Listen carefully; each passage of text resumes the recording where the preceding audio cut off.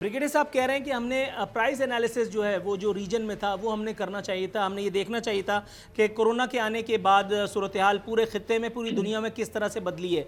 Sir, मैं बहुत ही इख्तिसार के साथ अपना सवाल पहले पेश कर दूं और फिर आप अगर कुछ क्लैरिफाई करना चाह रहे थे चौधरी साहब की बात में से तो वो भी सुनेंगे। सर, ये सारी बातें तो हुकूमती नुमाइंदे करते हैं और उस वक्त करते हैं जब उनके पास बताने के लिए कुछ नहीं होता। जब कंटेनर पे चढ़े थे तो मुझसे ये तो नहीं कहा था कि अगर कोई आफत आ जाएगी तो मैं उस आफत के पीछे जाके छुप जाऊंगा।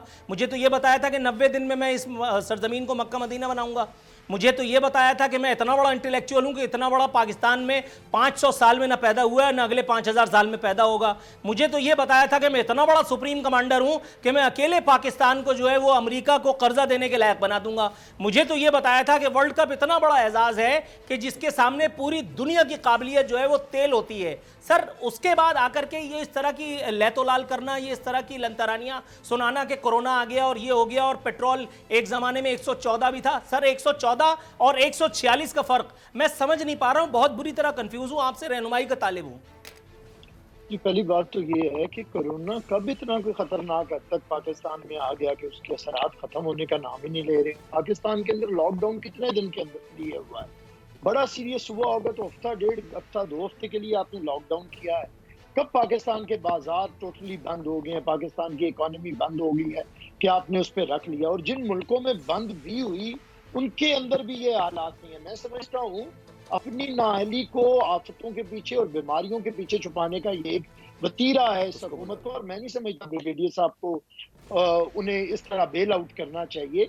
ये कह के हमने कोई कोरोना की इतनी शिद्दत मईशत के ऊपर नहीं देखी। हाँ, अभी कोरोना नहीं आया था तो हमने असद उमर के मईशत के ऊपर खतरनाक असरात देखे थे, जिसे इमरान खान ने खुद समझा था पहले 9 महीने के अंदर। उन्होंने कहा था ये एक नालायक आदमी है।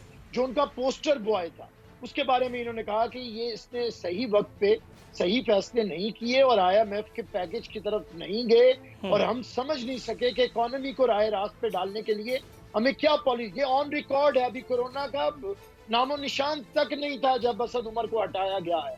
तो उस वक्त कौन सा कोरोना था पाकिस्तान के अंदर? मैं समझता हूँ बहानों के पीछे ना छुपे। इस हुकूमत के पास अहलियत नहीं है, एक नाअहल, नाकाम, निकम्मी हुकूमत है। इमरान खान को एक यूनियन काउंसिल चलाने का तजर्बा नहीं है। ब्रिगेडियर साहब बिल्कुल सिविलियन है आज, बिल्कुल ब्रिगेडियर साहब चौथे सतून के साथ मुंसलिक हैं, लेकिन कहीं ना कहीं ब्रिगेडियर साहब का जो पुराना दिल है वो धड़कते धड़कते इमरान खान को सपोर्ट करने का जो कहता है। कोरोना के कोई असरात यहाँ पे नहीं आए हैं, मैं समझता हूँ उसकी तरफ ना आए। उसकी नाअहली पे बात यह है कि क्यों नहीं माना जाता कि एक नाअहल शख्स को आपने इक़्तिदार सौंप दिया। वो शख्स जो अपनी अना के अंदर, अपने अना के होल के अंदर है, और अना के होल के अंदर ऐसा है कि पूरी कौमी क़यादत चंद दिन पहले इकट्ठी होती है। आर्मी चीफ भी आते हैं, दूसरे इदारों के सरबराह भी आते हैं, सारे पार्लियामेंट्री लीडर्स आके उस पर शरीक होते हैं। नहीं होता तो वो एक जिद्दी बच्चा नहीं होता जिसके पास बदकिस्मती से इस वक्त पाकिस्तान के वजीर आजम होने का टैग है, और वो नहीं आता। और मामला है कौमी सलामती का, और उसके ऊपर वो नहीं बैठता। ऐसे जिद्दी शख्स को आपने इक़्तिदार दिया, अब उसके पास है क्या? उसके पास कैपेबिलिटी क्या है? तो मैं समझता हूं कि जब 114 आप पेट्रोल की हमारे दौर के अंदर पर बैरल जो ऑयल प्राइसेस थी, आपको याद है कि 148 डॉलर पर बैरल तक ये गया है। आज क्या है भाई?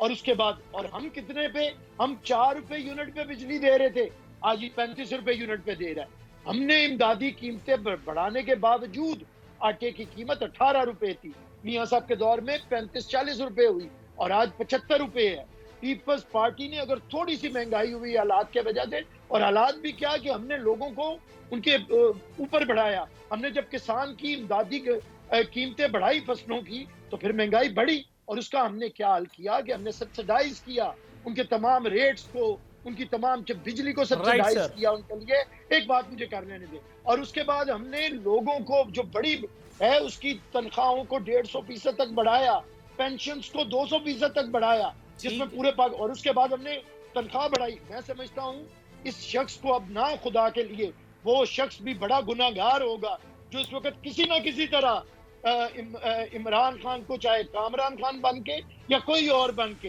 वो बचाने की कोशिश करेगा। और आखिरी मैं एतराज नहीं करना चाहता तनवीरुल हसन साहब को ज़ेबा है कि वो अपने लीडर को ज़रूर करें उनकी, लेकिन एक बात तारीखी हक़ाइक़ ये हैं कि मुस्लिम लीग ज़रूर बनाई है जनरल ज़िया ने, लेकिन पीपल्स पार्टी किसी जर्नैल ने नहीं बनाई। जुल्फ़िकार अली भुट्टो जिस जर्नैल की कैबिनेट में थे, उसी जर्नैल के खिलाफ जद्दोजहद की, उसे इक़्तिदार से निकाला, पीपल्स पार्टी की बुनियाद रखी और तख्ता-ए-दार तक गए। और दूसरी बात, तनवीरुल हसन साहब, एटमी धमाके करने से आपकी एटॉमिक कैपेबिलिटी जाहिर नहीं होती। अगर आपके पास बिजली ना हो जनाब, मीटर ही ना लगा हो, तो आप स्विच ऑन कर भी दे तो बल्ब नहीं जलेगा। जिसने बिजली पैदा की है वो शहीद जुल्फ़िकार अली भुट्टो है। पर आपको क्या, आप तो अपने लीडर को इसी पे खुश हैं कि उसने बटन ऑन किया।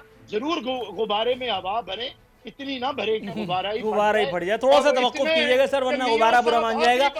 आखिरी नूरुल आरफीन साहब, 2 मिसरे आपकी नजर है। लीडर वो होता है जो सर को पूरी जुर्रत के साथ खड़ा करके और खड़ा रहता है, भागता नहीं है।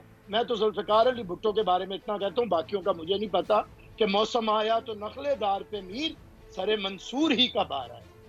क्या बात। चौधरी साहब, सर गुफ्तगू आपने सुनी। फंक्शनल लीग इस वक्त लाताल्लुक़ है, काफ लीग तकरीबन रूठ चुकी है। MQM को जिक्र करूं तो MQM को अच्छा लगेगा, इसलिए MQM का जिक्र ही नहीं करते। सर क्या कहते हैं कि मतलब मामलात हो चुके हैं, अब सिर्फ अनाउंसमेंट है। काश के मेरे साथ ये बराबर वाली कुर्सी पे PTI का कोई रहनुमा होता। पूरा प्रोग्राम लोगों को ऐसा लगेगा कि जमहूरियत दुश्मन है, लेकिन ये प्रोग्राम करने के लिए बहुत तक्कड़ किए गए। हमारे पास बहुत सारे दस्तावेजी सबूत भी मौजूद हैं कि किस किस को बुलाया गया, किस किस को बुलाने की कोशिश की गई, लेकिन आखिरी वक्त तक लैतोलाल से काम लिया गया। किसी की फलाना वेंटिलेटर पे, किसी के यहाँ कोई अकीक़े की तकरीब, किसी के यहाँ अचानक कोई पॉलिटिकल कमिटमेंट और कुछ और। तो बहरहाल अगर किसी को प्रोग्राम वन साइडेड लगे तो बहरहाल मेरा इंट्रो ज़रूर सुने। जी चौधरी साहब। कल के इजलास में जो होना था, जो नहीं हुआ, उसकी जो बुनियादी वजह है वो ये हुई कि टोटल इनके पास 150 के करीब लोग लंच में हुए थे शामिल, जिनको इन्होंने उस वक़्त वहाँ पे जो भाषण दिया था कि जी आप जिहाद करेंगे और जिहाद करने के लिए आप, यानी कल जो यस्टरडे इजलास होना था उसमें तशरीफ़ लेके आएँ। उसमें MQM भी और काफ लीग भी, उन्होंने इनकार किया। फिर परवेज़ जो है खटक ने इनकार किया। 19 के करीब लोग हैं उनके, इन्होंने मना किया। तो असूलन जो है वहाँ पे जो अक्सरियत है इमरान ख़ान की वो ख़त्म हो चुकी है। इसके पास जो अखलाकी जो जवाज़ है वो ख़त्म हो चुका है। इसको चाहिए कि ये इस्तीफ़ा दे और हर गुज़रता दिन जो है वो इसके ऊपर भारी गुजरेगा, क्योंकि इसके पास अक्सरियत नहीं है। अगर किसी वजह से लालच दे के, कोई ओहदे दे के, किसी के काम करके, किसी के ट्रांसफ़र करके, किसी का प्रोजेक्ट करके, किसी जमात को जो है ना वो फ़ायदे पहुंचा के अगर ये कुछ दिन हुकूमत में रह भी जाता है तो उसका फ़ायदा मुल्क को, कौम को नहीं होगा, बल्कि उसका उल्टा नुकसान होगा। तो इसका बेहतरीन हल यही है, ये ख़ुद ही कोई शर्म व हया करे। इस मुल्क को, कौम का जो वक्त इसने ज़ाया करना था वो कर दिया। जो झूठ बोलना था, एक नहीं हज़ारों झूठ बोले, हज़ारों यू टर्न लिए और वो जो है हमारी जान छोड़े। इसके अलावा इसके पास कोई हल, दूसरी कोई इसके पास ऑप्शन नहीं है। इसको जाना है और जाते जाते जो है मज़ीद मुल्क व कौम का वक्त ज़ाया ना करे। और मेरे जो भाई बैरिस्टर साहब ने जो तारीफ़ की वो ये है कि ये मैंने जुल्फ़िकार अली भुट्टो साहब को उनकी प्लस चीज़ें भी गिनवाई हैं आपको। सब्सक्राइब करें और बेल दबाएं ताकि कोई खबर रह न जाए।